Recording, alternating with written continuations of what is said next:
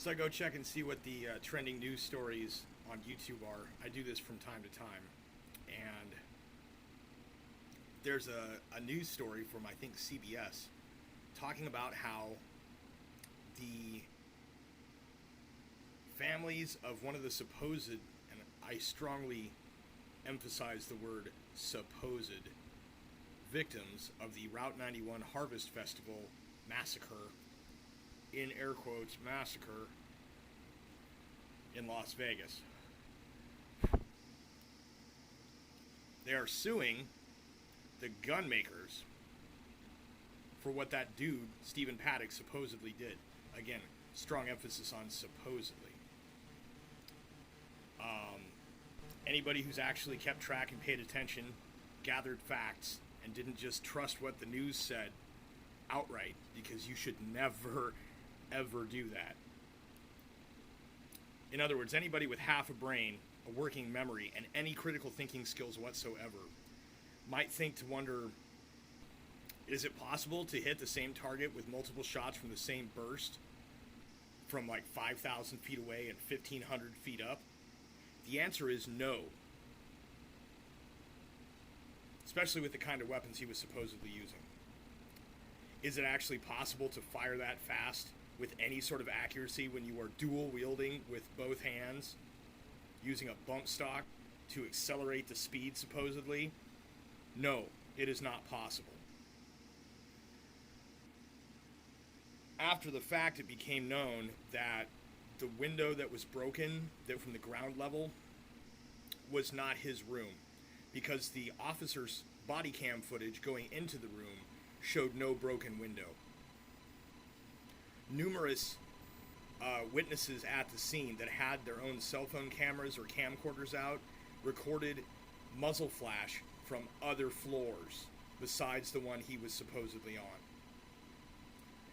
Several other instances, which have been assembled together into one continuous video showing the entire event,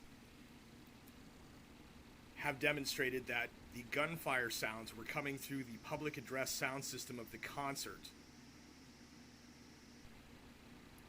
There are ample videos included in that show people falling down as if being shot, counting to 15 or 30, and then getting up and running again. As it happened, a lot of the people at that Route 91 Harvest Festival happened to be actors whose job it is to work through, shall we say, drills on such events and to pretend to be injured and freak out so that emergency medical technicians and paramedics and such have a more realistic situation that they can be drilling themselves on. It just so happened that a very large number of those kind of people were in attendance at the concert. So knowing that the ballistics are impossible, knowing that all the facts don't add up or line up in the slightest, not even remotely close to what the official narrative says, the next thing we move on to is a young man who eulogized his girlfriend at the vigil after the supposed, again, strong emphasis on supposed, massacre,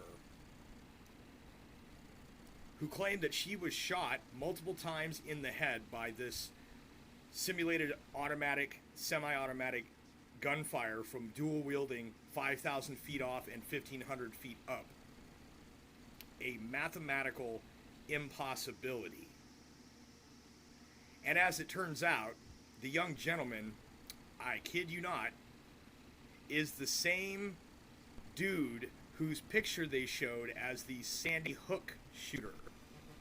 I'll say that again because my camera's screwing up. I want to make sure this is said clearly. The kid that eulogized his girlfriend is the same actor that they portrayed as being the Sandy Hook shooter,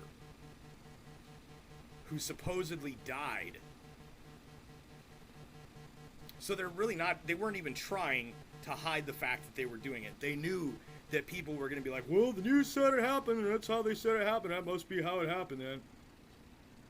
I'm saying not only is that not how it happened, but it didn't fucking happen. All that happened was a bunch of sound effects played through a sound system and a bunch of actors running around pretending to be injured The video exists. You can't say that it isn't true because it is true. The video exists. And now, people who claim to be related to somebody who died in an event where no one died are now suing gun manufacturers instead of the hotel or the, well, I guess the dude supposedly died. It makes absolutely no sense. It's sensationalist. It's ridiculous. It's simply factually untrue. So, I saw that on the news and I just had to say something. It's pretty ridiculous. No, I don't believe that that was a real event. I don't believe that Shady Hoax was a real event either. There's actually quite several of those where you can tell there are multiple different crews that pull off these incidents. You can tell by the style, the way that it goes down, the way that the people act, which group of actors are pulled in to, how do I want to say it, to perpetrate the scene as if it were real. There are 2 or 3 different organizations that perform these incidents for various social engineering, manufacturing of consent reasons. And as it happens, the same group of people that were involved in Shady Hoax and Route 91 were also involved in that country bar supposed shooting, where it turned out that all of the occupants of the bar were crisis actors. Their job is to act like it's a crisis, freak out like you're injured, and make it that much more difficult to be treated, so that the people who are supposedly being drilled on these life-saving techniques have a more realistic scenario to work with. These people from Route 91 were at that country bar that supposedly also had an incident. However, after the fact, footage from within during the supposed incident, as well as other shots, photos, video of the location where this supposedly happened, show that the only dance floor in the building was the one where the camera person was standing. There were no other people. The smoke machines were running, and the only sounds or light flashes that were supposed to be gunfire were coming from in the kitchen. Anybody with a functioning memory, the most basic critical thinking skills, is going to notice this. It's not right what they're doing. They're lying to us, and they're trying to make it so that on these online platforms, if you argue with that lie, you could be banned. So even by making this video, I'm actually taking a chance of having my channel shut down.